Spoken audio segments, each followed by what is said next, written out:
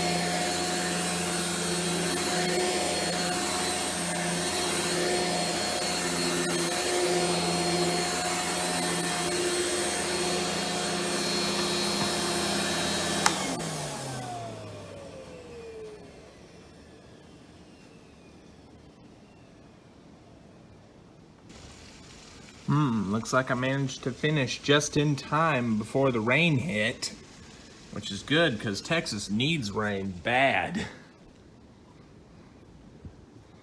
But anyway, that was the full house vacuuming with this Rainbow D3c, testing the Power Brush's new pivot arm and testing the spare D4 water basin as well as the D4 separator, which honestly, using this, it feels no different, but I'm sure there probably is a bit more benefits to using this. So far I haven't found any, but let's see how this works as far as performance goes. Whoa, hello. I'll bring this over to the light.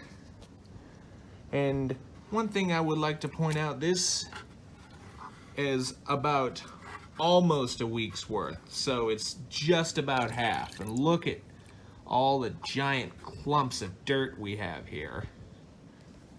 This is just amazing. I never would have expected this much improved performance. But anyway, I'm not too sure how much suction and airflow this thing's pushing because I don't have the testing capabilities, but I imagine it's quite an increase.